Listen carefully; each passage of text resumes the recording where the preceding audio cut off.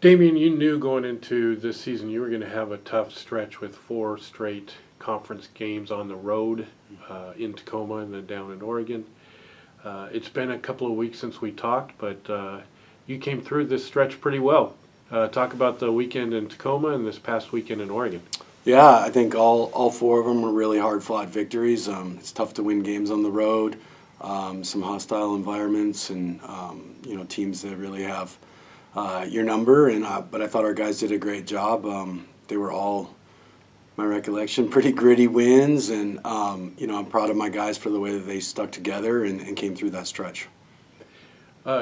You've had different contributions from different guys in a variety of ways. You talk about Jake Holt, who was out injured for a little bit and then came back strong. Garrett Long, who continues to do all the gritty stuff inside, distributing the ball and getting to the hoop. And then Stephen Behill, who can light it up, obviously, from outside. Is that kind of the thing that makes you guys so hard to guard, is because there's so many options out there for you? Yeah, I mean, I think we have a lot of offensive talent, even guys who don't necessarily have the highest per game averages are capable on any given night. So we've had some really great contributions from Ben Nyquist, from Colton Looney, some other thing. Carson Talbert this weekend did a great job off the bench for us. So there's some guys that can put up numbers pretty rapidly, and then I also think guys are contributing in other ways. I need people to take care of the ball and to play tough defense. I think our freshmen have done a good job on that.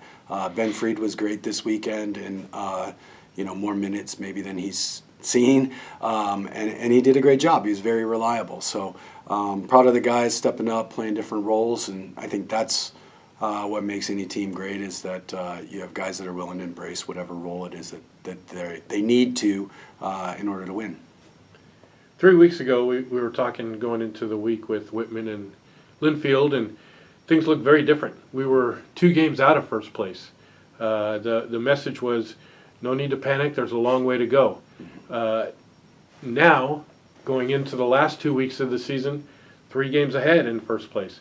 Is the message similar? There's still a ways to go, no reason to get comfortable?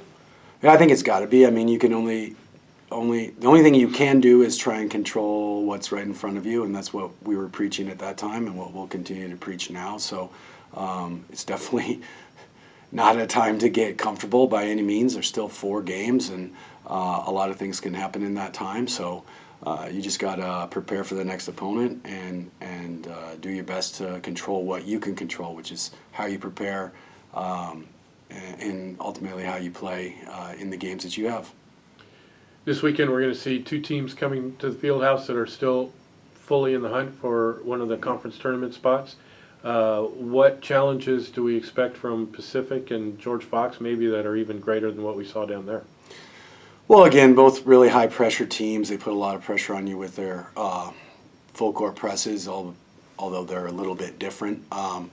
They have guys that are play really, really hard. Both teams are capable of really lighting it up and putting the ball in the basket. So they're both of them are very dangerous. A little more guard-oriented than we are, especially Fox. And I think that can be challenging for us at times.